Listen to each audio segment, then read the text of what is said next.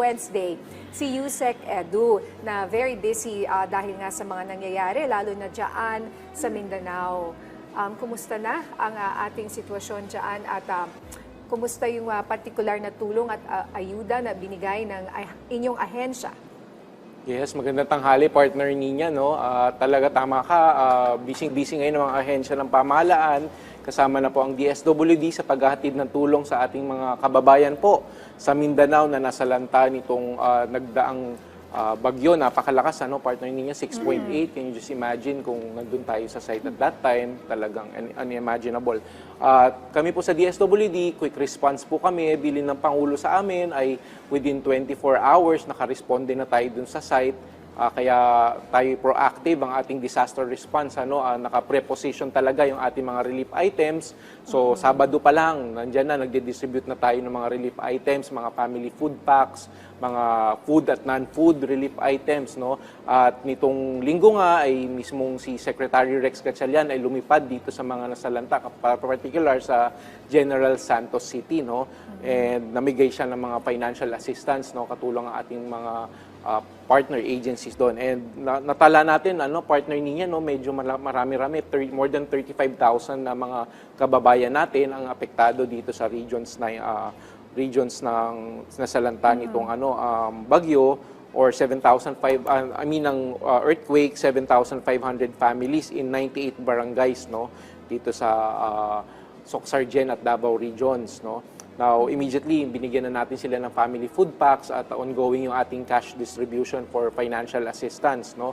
Nakapagtala din tayo ng 3,250 na mga bahay na na-damage at about 370 doon, mga totally damaged, no, talagang nasira yung kabahayan nila. Meron din tayong cash assistance na binibigay po sa mga biktimang ito at may mga nasawi nga tayong kababayan. Tulad nun, nabigyan din natin ng mga burial at financial assistance. So far, partner niya, more than 17.7 million na napapamigay natin na in humanitarian reliefs and assistance sa ating mga kababayan. Kasama na dyan yung 8.5 million na financial assistance so far sa ating mga biktima under our AIX program or assistance to individuals in crisis situation. So, makakaasa po tayo na yung DSWD at mga partner agencies natin, hands-on po dito sa pag-responde at pagmimigay ng mga relief items.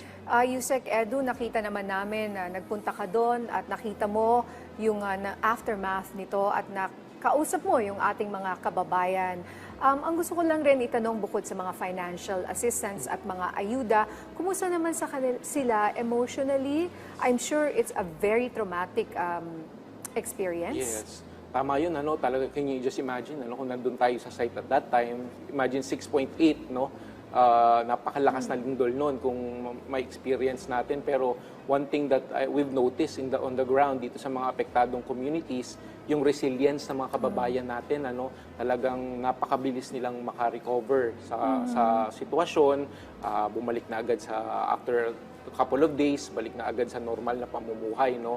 Although merong mga establishments nga na talagang apektado, gumuho yung ibang parte ng mga building, ng mga malls, at ito'y gagawin pa, and dito papasok yung assistance ng DSWD sa pamimigay ng mga financial assistance sa mga apektadong mga workers doon. Pero meron din tayo, partner niya, mga psychosocial na mga assistance, ano, para sa mga na-trauma, kasi traumatic nga itong experience na ito. So meron tayong mga social workers natin are trained to provide psychosocial support sa ating mga biktima. Okay, maraming salamat sa update na yan, Yusek Edu.